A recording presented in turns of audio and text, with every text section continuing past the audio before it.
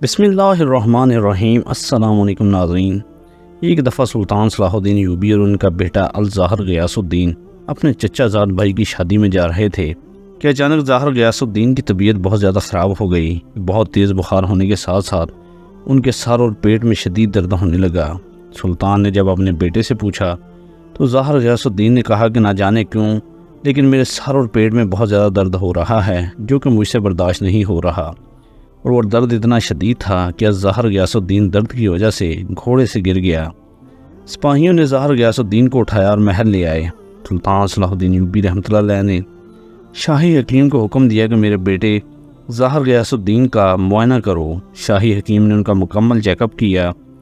ہر لحاظ سے معائنہ کرنے کے بعد شاہی حکیم نے پورا زور لگا دیا، لیکن سلطان کے بیٹے ظاہر غیاث الدین پھر بھی درد کی شدت سے تڑپ رہا تھا۔ جب ارد گرد کے حکیموں کو بلایا گیا تو پھر بھی ظاہر غیاث الدین کو درد سے نجات نہیں ملی۔ سلطان صلاح الدین ایوبی رحمۃ اللہ علیہ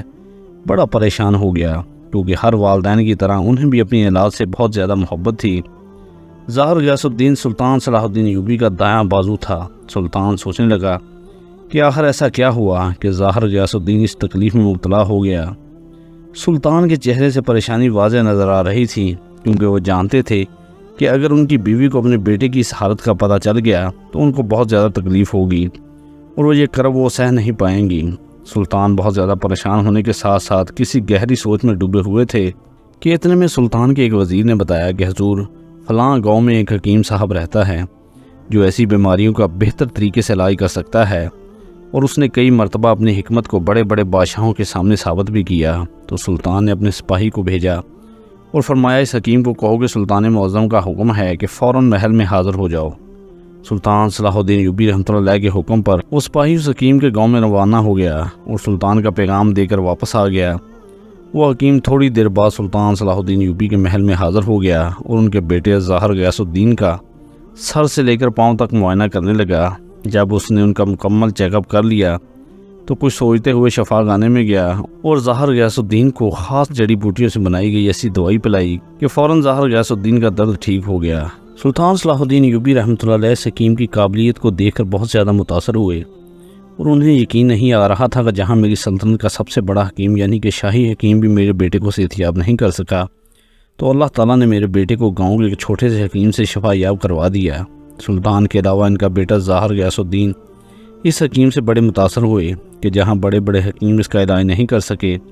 وہاں ایک چھوٹے سے حکیم نے آتے ہی ظاہر غیاث الدین کا علاج کر دیا۔ اب سلطان صلاح الدین ایوبی کو اس حکیم پر کافی اعتماد آ گیا، اور سلطان نے اس حکیم سے کہا کہ اگر تمہیں اعتراض نہ ہو تو تم میرے محل میں کام کر سکتے ہو، جس پر اس حکیم نے رضامندی اور خوشی کا اظہار کیا۔ یہ دیکھتے ہوئے سلطان نے اس حکیم کو کہا کہ تم میرے شاہی حکیموں میں شامل ہو جاؤ، اور سلطان نے اس کو محل میں حکیم کی ملازمت پر رکھ لیا۔ اس کے بعد سلطان صلاح الدین ایوبی رحمۃ اللہ علیہ اور ان کا بیٹا ظاہر غیاث الدین اپنی منزل کی طرف روانہ ہو گئے۔ چند دن گزرنے کے بعد جب سلطان صلاح الدین ایوبی رحمۃ اللہ علیہ واپس محل میں لوٹے تو ان کے خاص وزیر خضر ابن طواب نے سلطان صلاح الدین ایوبی کو کہا کہ حضور میری چھٹی حص کہتی ہے یہ جو نیا حکیم آپ نے محل کے شاہی حکیموں میں تعینات کیا ہے، یعنی جس نے آپ کے بیٹے ظاہر غیاث الدین کا علاج کیا تھا، یہ کوئی حکیم نہیں۔ اس وزیر کے یہ الفاظ سنتے ہی سلطان بڑے حیران ہوئے اور پوچھا کہ یہ تم کیا کہہ رہے ہو؟ تمہارے سامنے ہی اس حکیم نے شاہی حکیم سے جو نہ علاج ہو سکا اس نے کر دکھایا، اور ہم سب نے اپنی آنکھوں سے دیکھا، تو یہ کیسے ممکن ہو سکتا ہے کہ یہ حکیم نہیں ہے؟ اگر یہ حکیم نہ ہوتا تو میرے بیٹے کا علاج فی الفور کیسے ہو سکتا تھا؟ آپ کے سامنے اللہ نے میرے بیٹے کو شفا دے دی، یا آپ کیسی باتیں کر رہے ہیں؟ تو وزیر خضر ابن طواب نے سلطان صلاح الدین ایوبی سے کہا کہ مجھے اس کی حرکات بہت مشکوک لگتی ہیں، آپ کی غیر موجودگی میں بھی میں نے اس پر نظر رکھی تھی۔ اس کے یہ الفاظ سن کر سلطان بھی شک میں پڑ گئے، کیونکہ یہ سلطان کے بہت ہی وفادار، عمر رسیدہ، تجربے کار اور قابل وزیر تھے، جو کہ دور اندیش اور لوگوں کی آنکھوں میں دیکھ کر ان کی چال چلن بتا دیا کرتے تھے۔ اس لیے خضر ابن طواب نے اس کی کوئی مشکوک حرکت دیکھ لی، جسے خضر ابن طواب کو لگا کہ یہ حکیم نہیں بلکہ کوئی جاسوس ہے۔ سلطان صلاح الدین ایوبی نے بے چینی کے عالم میں کہا کہ یہ تم کیا کہہ رہے ہو؟ اب تو یہ ہمارا قابل بھروسہ حکیم بن چکا ہے، اس نے چند دنوں میں کتنے زخمیوں کو ٹھیک کیا، ہم اس پر کیسے شک کر سکتے ہیں؟ تو خضر ابن طواب نے کہا کہ حضور میرے پاس ایک ایسی ترکیب ہے جس سے ہم اس حکیم کا امتحان لیں گے، اگر یہ ہمارے امتحان میں کامیاب ہو گیا تو یہ غدار نہیں ہوگا،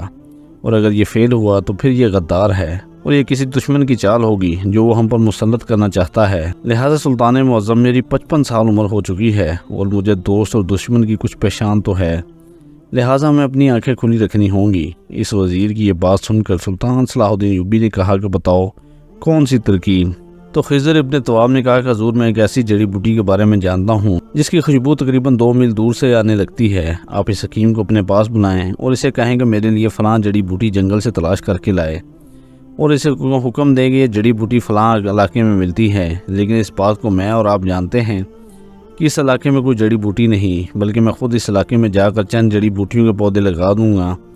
اور جیسے ہی وہ حکیم اس جنگل میں داخل ہوگا تو اگر وہ سچ میں حکیم ہوا تو وہ جنگل میں داخل ہوتے ہی ان جڑی بوٹیوں کی خاص خوشبو کی وجہ سے ان کو تلاش کر لے گا، لیکن اگر وہ حکیم نہ ہوا تو وہ جڑی بوٹیاں سے کہیں بھی نہیں ملیں گی، اور اپنے راز پر پردہ رکھنے کے لیے اور میری اطاعت کے مطابق یہ جڑی بوٹیوں کو لانے کے لیے اپنے مالک کے پاس ضرور جائے گا تاکہ وہ پکڑا نہ جائے۔ خضر ابن طواب کے مطابق سلطان صلاح الدین ایوبی رحمۃ اللہ علیہ نے اس حکیم کو اپنے پاس اکیلے میں بلایا اور یہ کام دیا اور کہا کہ شام تک وہ جڑی بوٹی تلاش کر کے میرے پاس لاؤ، مجھے ان جڑی بوٹیوں کی ضرورت ہے۔ اس حکیم نے کہا کہ سلطان معظم، یہ جڑی بوٹی آپ کو شام سے پہلے حاضر کر دوں گا، آپ بے فکر ہو جائیں۔ اس حکیم نے مزید اور کوئی بات نہ کی اور خاموشی سے اپنے منزل کی طرف روانہ ہو گیا۔ خضر ابن طواب اس حکیم کا پیچھا کرنے لگا۔ جیسے ہی وہ حکیم جنگل میں داخل ہوا تو خضر ابن طواب کو ان جڑی بوٹیوں کی خوشبو آنے لگی، کیونکہ خضر ابن طواب نے پہلے ہی وہ جڑی بوٹیاں وہاں لگا دی تھیں، لیکن وہ حکیم ادھر ادھر دیکھتا دیکھتا آگے جا رہا تھا، چونکہ اس حکیم کو خبر نہ تھی کہ اس کا کوئی وزیر پیچھا کر رہا ہے۔ خضر ابن طواب کا شک یقین میں بدل رہا تھا، کیونکہ ابھی تک اس کو جڑی بوٹیوں کی خوشبو نہیں آئی۔ حالانکہ اگر کوئی چھوٹا سا حکیم بھی ہوتا تو وہ بھی اس جڑی بوٹی کو خوشبو سے پہچان کر اس کو فوری تلاش کر لیتا۔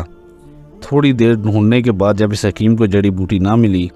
کیونکہ خضر ابن طواب کو شک نہیں بلکہ یقین ہو گیا کہ وہ ایک جاسوس تھا، کوئی حکیم نہیں تھا، بلکہ اس نے سلطان کے محل میں رہتے ہوئے اس کے راز دشمنوں تک پہنچانے کے لیے صرف حکیم کا روپ دھارا ہوا تھا، لہذا اس حکیم کو نہیں پتہ تھا کہ کون سی جڑی بوٹی کی خوشبو کیسی ہوتی ہے، تو وہ دوبارہ اپنے مالک کے پاس جانے کے لیے روانہ ہوا تاکہ وہ جا کر اپنے مالک سے وہ جڑی بوٹی حاصل کر کے سلطان کو دے دے، تاکہ سلطان کا اس کو پر اعتبار نہ اٹھ جائے۔ خضر ابن طواب چند سپاہیوں کے ساتھ اس کا پیچھا کرتا جا رہا تھا تو وہ حکیم ایک غار کے اندر داخل ہوا، تو خضر ابن طواب غار کے دہانے پر جا کر کھڑا ہوا، تو اس حکیم نے اندر جا کر کسی آدمی کو کہا